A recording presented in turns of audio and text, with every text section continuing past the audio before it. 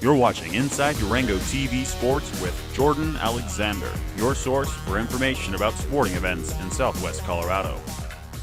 Welcome to Inside Durango Sports. I'm your host, Jordan Alexander. This week saw elation and sadness for our Sochi 2014 Winter Olympics hopefuls, Tad Elliot, Lanny Barnes, and her twin sister, Tracy Barnes. Fort Lewis College basketball took on Regis and Metro, and two brand new SKYHAWKs earned the SKYHAWK of the Week honours. Local cross-country skier Tad Elliott's Olympic dreams are on hold after a long-term illness wrecked his chance for participation in this year's Olympic Games. Throughout the latter months of 2013, Elliot, a Durango native, was plagued with symptoms including fatigue, sore throat, and an abnormally high heart rate. His lingering illness hampered his recent competitive results that now leave him out of the initial selection for the United States cross-country ski team. After further disappointment in competition, Elliot was diagnosed with the heartbreaking news that he had contracted mononucleosis, commonly known as mono. Typically, the virus can last from a couple of weeks up to months on end, and the only real treatment is lots and lots of rest, a word that isn't included in the vocabulary of an Olympic hopeful. The virus still lingers and was evident in his last real chance to make the national cross-country team during a 30k freestyle race on January the 8th, held at Soldier Hollow, Utah. After initially keeping pace with the pack, his heart rate shot up to dangerous levels that left him unable to compete. Prior to his illness, Elliot had looked a surefire bet to make the cut and travel to Sochi, Russia for the 2014 Winter Olympics. His prior performances boasted repeated top 10 results at the national level and peaked with a second place finish in the 15k freestyle event. Elliot hoped to follow in the footsteps of his father Mike, who competed in 3 Olympic Games as a cross-country skier. But now Tad will have to wait until the 2018 Games that are scheduled to take place in Pyeongchang, South Korea. Preparation for an event such as the Winter Games begins with years in advance, with both the athlete and the training staff planning meticulously to ensure performance peaks at the exact time of competition. Talking to Inside Durango Sports, Elliot said he has been seriously focused on Sochi for the last 4 years. He continued to say he has no immediate competition on his agenda, and he described his 4-month illness as terrible, without any improvement.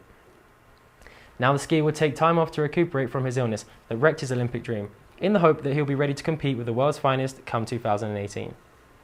Elliot said he was happy to be back in Durango and enjoying his mum's cooking. We wish Tad a speedy recovery. With the Olympics just around the corner, it seems fitting to stick with Sochi 2014, and proudly representing Durango will be Lanny Barnes. Barnes will compete in the biathlon, and with fingers crossed hope she will bring back a medal to our small mountain town. Lanny's road to Sochi is a story of immense compassion that has attracted attention from international news outlets.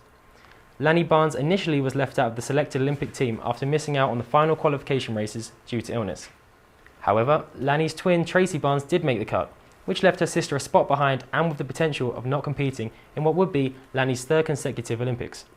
In 2010, Lanny finished 23rd in the 15k individual event, the highest ranking result in US women's biathlon since 1994. In an exemplary example of sportsmanship that is rarely seen in professional sports, the qualified Tracy sacrificed her spot in the Winter Olympics to allow Lanny entry to the competition. Lanny Barnes has enjoyed a fantastic season until this illness, something that Tracy recognised and rewarded in heartwarming fashion. In an email to family and friends, Tracy Barnes said that she declined her spot in the Olympic team in honour of friendship, cooperation and sacrifice. For those not familiar with the biathlon, it's a cross-country ski time trial broken up with sections of target shooting. Failure to hit a target is punished with a 490-foot penalty loop, or added time to the final score. The sport demands immense physical stamina and pinpoint accuracy, with the pros able to lower their heart rate and stress levels within just 8 seconds to concentrate on shooting targets. At 31 years of age, this may well be the last hurrah for the Barnes sisters, and both hope to go out with a bang. Lanny's Olympic dreams will begin at the opening ceremony in Sochi on the 7th of February. And not only will she carry her ball rifle on her back, but she will also bears the hopes and expectations of both Durango and her country. You can follow Lanny Barnes' progress when the women's biathlon event begins on the 9th of February. We wish Lanny the best of luck. A truly heartwarming story. Time for some basketball. Fort Lewis College men's basketball had a great Christmas, as they held a 5-game winning streak in the Rocky Mountain Athletic Conference. Since the 6th of December, the SKYHAWKS have beaten Western State, Chadron State, Black Hills State, New Mexico Highlands, and Western New Mexico in consecutive games. Friday night saw the SKYHAWK train roll through Regis University 79-59 to extend the streak to 6 games. But Metro State was the end of the line as Fort Lewis ran out of steam and fell 65-78. The SKYHAWKS out-rebounded Regis Rangers 40-31 to put on a big performance in front of the 1,223 people who packed Wayland Gymnasium. Junior forward Alex Herrera posted his 6th double-double of the season, with 14 rebounds and 21 points to lead the SKYHAWKS to victory, in a game where they stayed in front throughout its entirety. In fact, Regis' 59 points is the second lowest score a team has finished with against Fort Lewis this season. Saturday's game was a much more competitive affair with opposition from 4th-ranked Metropolitan State University. Fort Lewis led at the halftime break, but the second half was night and day from the first. The SKYHAWK shooting fell from 42.9% to 26.9%. Metro State and junior guard Brandon Jefferson capitalized on Fort Lewis' lackluster shooting, throwing down some emphatic dunks to silence the SKYHAWK fans. Jefferson himself posted 31 points and 5 steals to ultimately prove too much for the Fort Lewis defense. Final score, Metro State 78, Fort Lewis College 59. This loss puts Fort Lewis at 11-4 for the season. FLC women's basketball extended their overall record to 9-6 from a weekend of wins over Regis and Metro.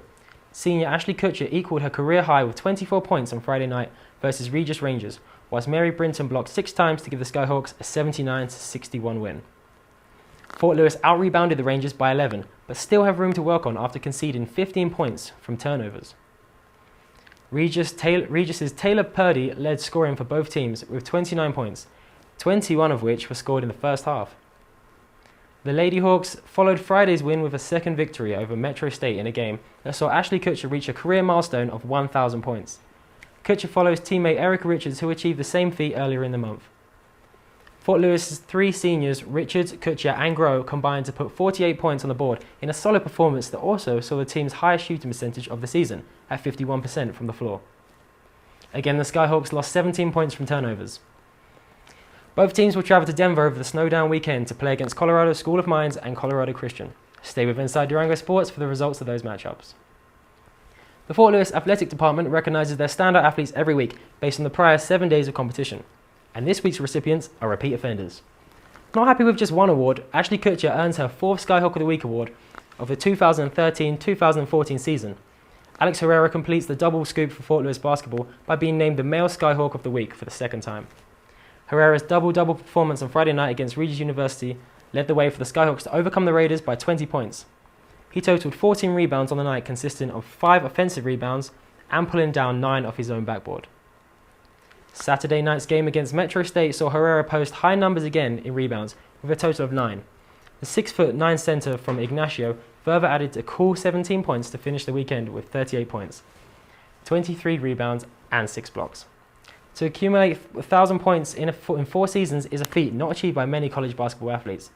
Ashley Kutcher joins a small list of SKYHAWKS to have surpassed this landmark, and in honour she received the Women's SKYHAWK of the Week award. Senior Kutcher led her team in points, shooting percentage and assists to steamroll Regis and Metro. She finished her weekend on exactly 1,000 career points, which clearly served as motivation, scoring a massive 42 points from the 2 games. The senior guard from Provo, Utah will look to continue this fine run of form to end her collegiate career high up the SKYHAWK record books. Currently, Kutcher stands on top of the Rocky Mountain Athletic Conference in assists with an average of 4.7 per game and ranks 8th in scoring, totaling 16 points per game. Congratulations to both Alex Herrera and Ashley Kutcher for their SKYHAWK of the Week honours. The next SKYHAWKS home field match will be against Adams State College on Saturday, February the 1st. The women tip off at 1 p.m. and the men at 3 p.m. in Whalum Gymnasium. And while you're there, pick up a SKYHAWK player's card enhanced with augmented reality. Focus your smartphone camera lens on the card and your screen springs to life with a video recording of your favourite player. The augmented reality cards are available only at SKYHAWKS home basketball games. That's all we have time for this week. Tune in again next week to see how the SKYHAWK basketball teams fare as they head up to Denver for games against Colorado School of Mines and Colorado Christian. And let's see if Ashley Kutcher can make it 5 SKYHAWK of the Week awards. For Inside Durango Sports, I'm Jordan Alexander. See you next week. Thanks for watching Inside Durango TV Sports. Tune in every Thursday for more sports headlines.